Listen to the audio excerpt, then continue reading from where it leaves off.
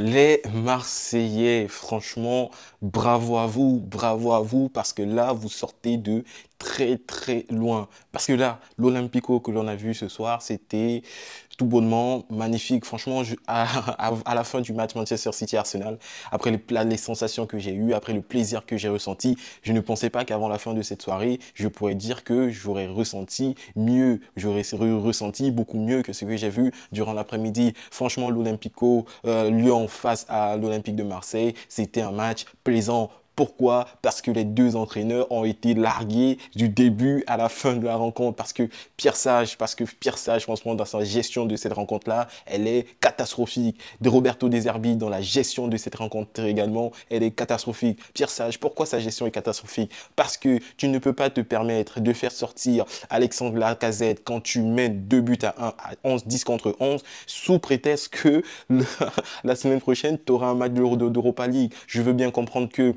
nous sommes dans un système actuellement où les joueurs se donnent à 100%, les intensités durant les matchs sont énormes et chaque minute de gagner, chaque minute d'épargner un joueur cadre peut lui faire du bien, peut lui permettre de récupérer beaucoup mieux dans les matchs à venir. Mais là, on nous parle d'un Olympico, tu es à domicile contre l'Olympique de Marseille, tu mènes, tu es à 10, tu es à 11 contre 10 et tu te permets cela. De son côté, Roberto De Zerbi, il, déjà, ces changements, lorsqu'il y a eu le carton rouge, lorsqu'il se retrouve à 10, sont un peu incompréhensibles. Ça, c'est le premier point. Mais ce qui est bien avec Roberto De Zerbi, c'est qu'à la minute où Paul Lirola marque le but de l'égalisation et que Roberto De Zerbi comprend qu'il a la possibilité d'aller remporter cette rencontre, c'est là que tout se gâte. Il fait rentrer Neil Maupay, il fait rentrer Rove et ça dynamite de partout. Là, tu as un entraîneur qui, à un moment T, reprend le cours de son match, se dit qu'il ressaisit le match et il se dit qu'il y a un coup à faire.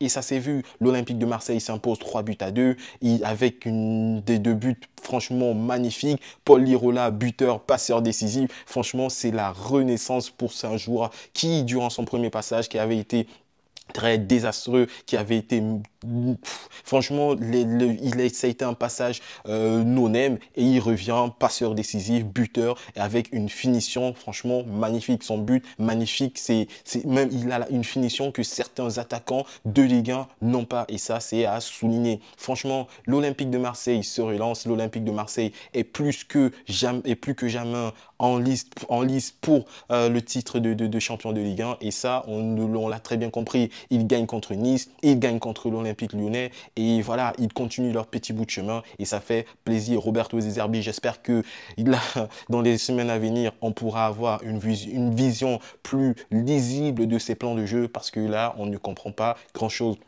L'Olympique Lyonnais, de son côté, tu as la possibilité de gagner, d'avoir plus de 4 points dans une rencontre où, depuis la 5e minute de jeu, tu as un avantage numérique, tu n'arrives pas à la saisir. Ça, c'est ce qu'on appelle une faute professionnelle, sans aucun détour. C'est une faute professionnelle des joueurs de l'Olympique Lyonnais, de l'entraîneur. Ça a été une catastrophe du début à la fin de cette rencontre. Ça, c'est dommage. L'Olympique Lyonnais se retrouve donc à 4 points. L'Olympique Lyonnais est dans les meilleurs du championnat français. Et l'Olympique Lyonnais va jouer un match d'Europa League dans un contexte où ils viennent de perdre un Olympico.